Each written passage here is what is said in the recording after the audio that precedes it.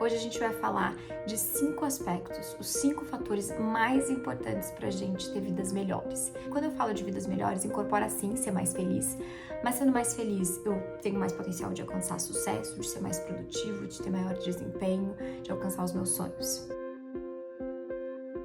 Você realmente sabe o que fazer para ter uma vida mais feliz, para ter mais sucesso, para se sentir mais produtivo, para parar com todos aqueles pensamentos negativos que ficam te impedindo de fazer as coisas, que ficam te dando sentimentos de medo, de frustração, de ansiedade?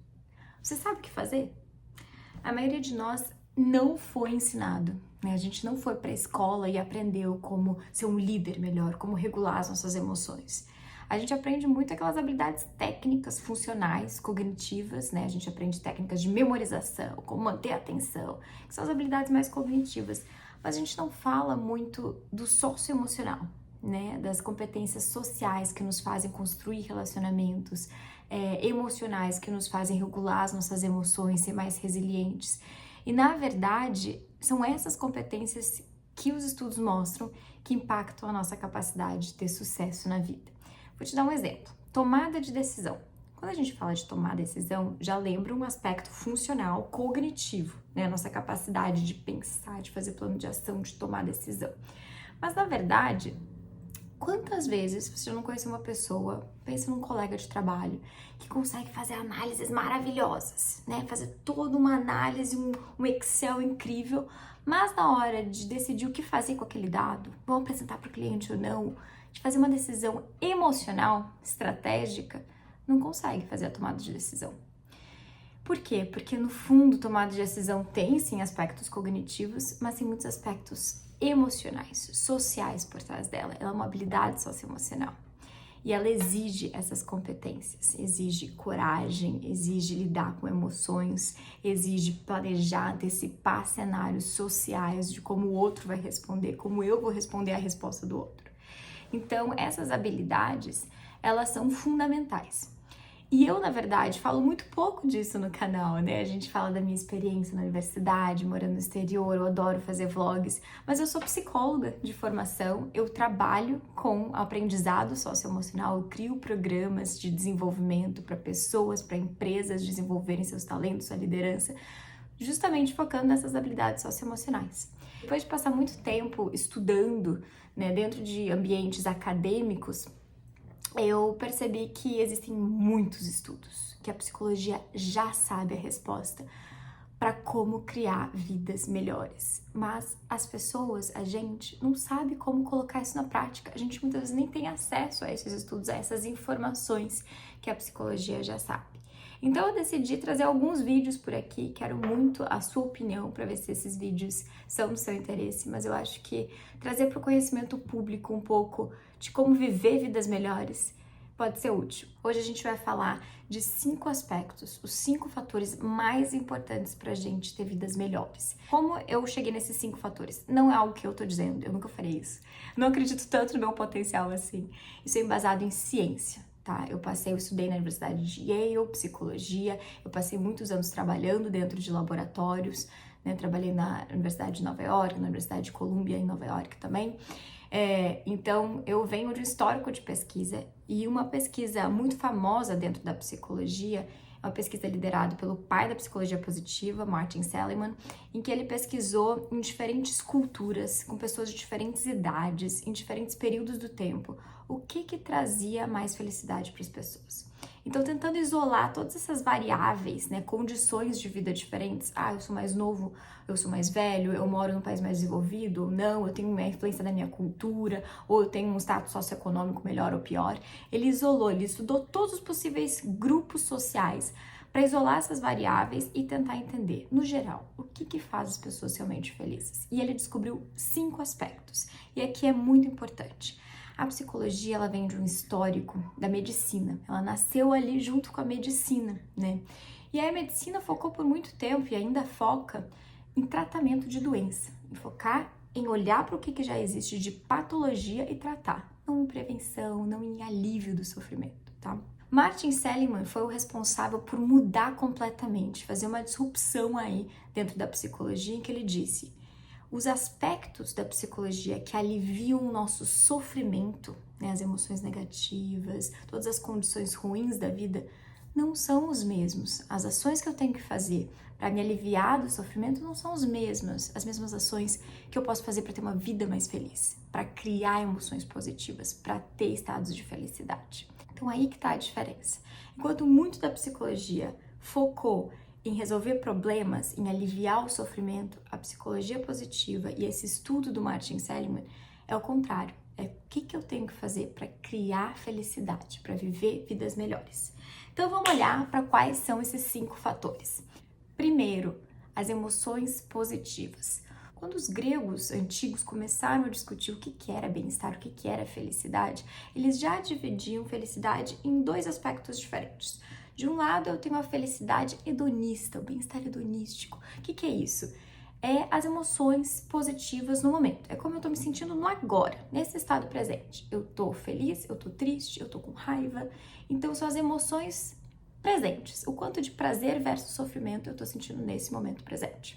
De outro lado, tem o bem-estar eudaimônico, que é a longo prazo. Eu me sinto realizado com a minha vida, eu tenho relações positivas, eu sinto que eu sou uma pessoa produtiva. Então é a felicidade que não é picos variáveis durante o dia, mas é um estado geral de como eu me sinto em relação a mim mesma e a minha vida. Quando Martin Seligman foi pesquisar isso, ele descobriu que sim, existem esses 2 campos que os gregos antigos já discutiam há milhares de anos atrás. Mas o que ele descobriu é que essas emoções positivas, o estado hedonista, ele é apenas um dos 5 pilares, que são aquelas emoções positivas que eu sinto no agora. Interessante aqui, o nosso cérebro ele foi feito para notar as coisas negativas. Por quê? Por estado de sobrevivência. O cérebro ficou por anos tentando, na evolução, olhar para tudo que era um perigo, notar esse perigo o mais rápido possível e agir, né? Então, aquela flight or fight response. O que é isso? Eu vou lutar, eu vou congelar, eu vou fugir. O que eu tenho que fazer para lidar com aquele leão na selva que pode me atacar? O que aconteceu? A nossa sociedade mudou drasticamente nos últimos menos de 100 anos, 50 anos. Então, nosso estilo de vida mudou, o que era perigo antes não é mais perigo. Só que a evolução do cérebro não conseguiu ser tão rápida. Uma evolução demora milhões, milhares de anos para acontecer. Então, o cérebro ainda está preso naqueles perigos. Um leão pode me atacar daqui a pouco. Só que agora que eu tenho uma apresentação do trabalho, eu tenho que ligar para o amigo e falar uma coisa chata, eu encaro como se fosse um leão na selva e fosse um grande perigo para minha sobrevivência. Então, tudo que é negativo, o cérebro vai jogar muito atenção para tentar ligar como se fosse um alarme de incêndio, dizer perigo, perigo, você tem que lidar com essa situação, foge, não lida com ansiedade. E aí o que acontece? A gente acaba focando muito mais, dando muito mais atenção às coisas negativas da vida. E é por isso que existem estratégias pontuais para que a gente consiga lidar com aquelas emoções do momento e aumentar o nosso bem-estar hedonista. Então, o que eu posso fazer? Uma respiração, posso fazer uma lista de gratidão. Todos esses exercícios da psicologia, eles servem para que a gente consiga modular, lidar com as emoções negativas e criar estados mais positivos, né, de lidar com questões do momento. E eu queria propor um desafio para cada um desses elementos que a gente vai falar hoje. Primeiro, para esse estado de emoções no presente, eu queria que você começasse a anotar, fizesse um diário das emoções que mais acontecem, mais aparecem no seu dia. Elas são mais positivas ou mais negativas? Elas são emoções de muita energia, raiva, explosão, animação.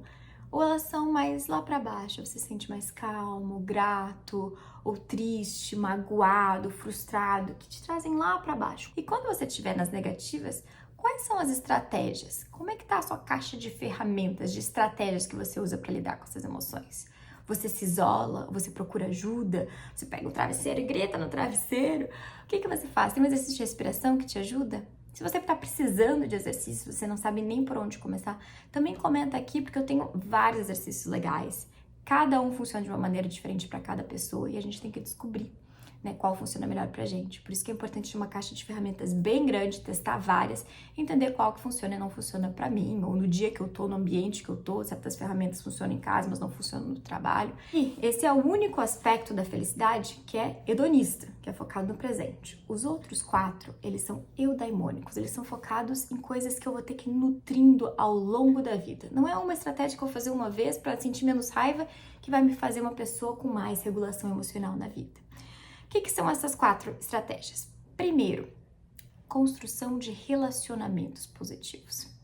Uma pesquisa de Harvard, muito famosa, longitudinal, que eu quero dizer com longitudinal, que seguiu por vários anos os mesmos indivíduos. Então, esse pesquisador de Harvard, ele pegou adolescentes, jovens, e acompanhou até a terceira idade. E foi olhando para todos os aspectos que aconteciam na vida deles. O que ele descobriu que era o fator mais importante para a felicidade deles? Os relacionamentos que ele tinha. E aí ele descobriu um fator, um aspecto que acontece em todos nós, em todos os nossos relacionamentos. Ao longo da vida, a gente tem de um lado a quantidade e a qualidade dos relacionamentos. Quando a gente é jovem, a gente quer quantidade, a gente vai atrás de se expor, de conhecer novas pessoas. Ao passar do tempo, quando a gente vai amadurecendo, os nossos relacionamentos vão enxugando. Então a gente diminui a quantidade, mas aumenta a profundidade, a qualidade desses relacionamentos. E isso é uma questão de redes de apoio que a gente vai trazendo na vida. Quanto mais redes de apoio, ou seja, redes de pessoas de confiança que a gente pode contar para pedir apoio de diferentes tipos, apoio emocional, apoio um abraço, apoio material também. Ah, fura um pneu na estrada, quem eu posso ligar que vai vir me ajudar? E o importante que essa pesquisa mostrou é que a gente tem que ter redes de apoio variadas. Então, relacionamentos familiares, de amigos, no trabalho.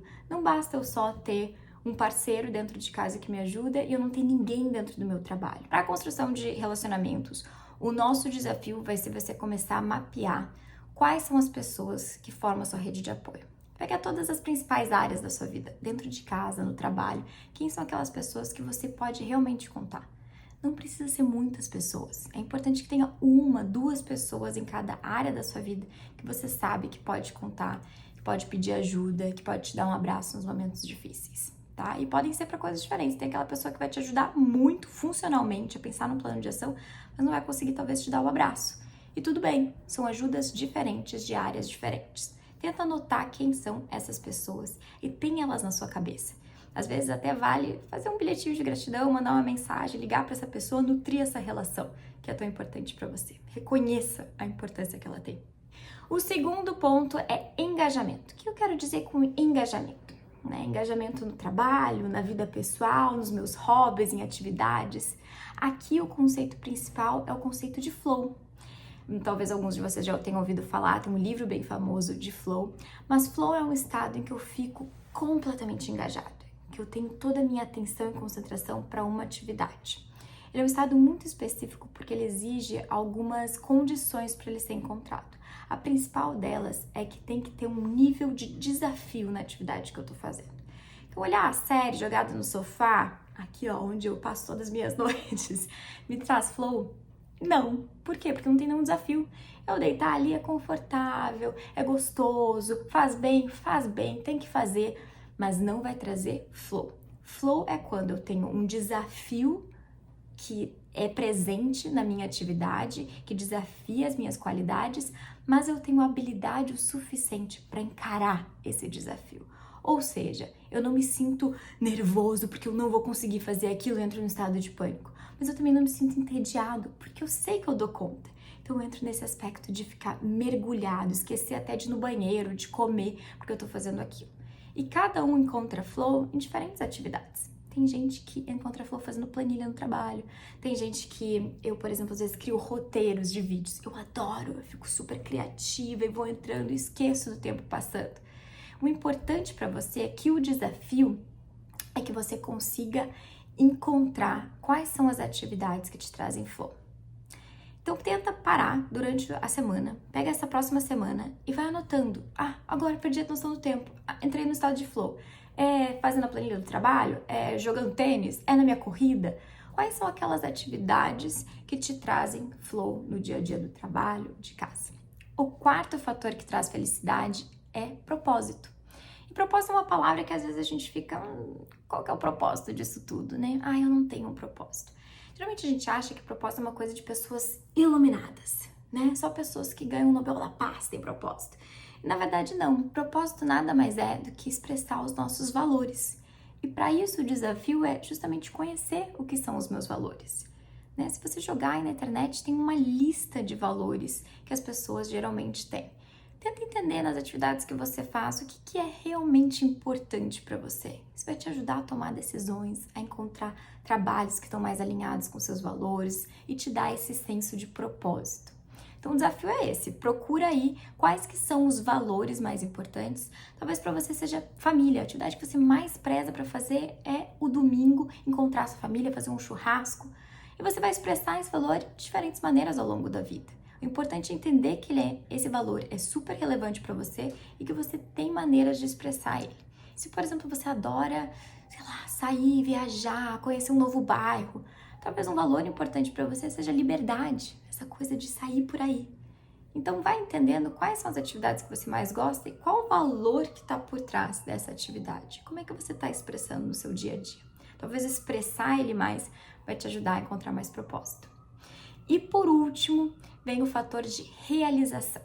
A gente foi treinado na vida a achar que para eu ser feliz, eu tenho que estar realizado, eu tenho que ter sucesso. Mas na verdade o que a psicologia mostra é que a gente está muito mais perto de encontrar sucesso quando a gente está feliz. Vem primeiro a construção da felicidade para depois se alcançar o sucesso. Realização, ter esse senso de conquista, de eu ter um valor, faz diferença. É um dos 5 fatores mais importantes para a felicidade. Mas para pensar, é só um dos 5. Sucesso é sim importante, mas ele é construído como uma consequência de todos esses outros fatores que a gente falou aqui. Se todos esses outros fatores estiverem bem alinhados, a realização vem como uma consequência natural.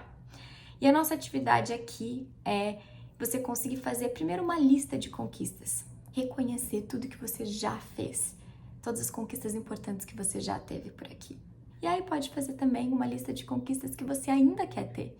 E podem ser conquistas materiais, se isso é importante para você, mas não esquece de adicionar aquelas experiências, né? Aquelas coisas que aí você ainda quer viver, as emoções que você ainda quer sentir. Isso vai te ajudar a entender quais são as pequenas ações que você tem que fazer todos os dias para estar mais próximo dessas conquistas. E não faça uma lista gigante, pensa quais são as top 5 conquistas que eu quero e num prazo ali de no máximo 5 anos. Tá? Vamos pensar em coisas realistas, alcançáveis, que você pode alcançar dentro desses 5 anos. Era isso que eu queria trazer nesse vídeo de hoje. Tem muita outra coisa para falar, mas eu queria que vocês entendessem quais são os 5 fatores que a psicologia positiva já descobriu, já comprovou cientificamente que trazem mais felicidade e quais são as ações práticas que vocês podem fazer para começar a entrar em contato e ativar esses 5 fatores. Obrigada, gente! E que você tenha aprendido uma coisa nova com esse vídeo e tenha um dia um pouquinho melhor com alguma dica prática que você pode fazer a partir de hoje, a partir de agora. Até o próximo vídeo.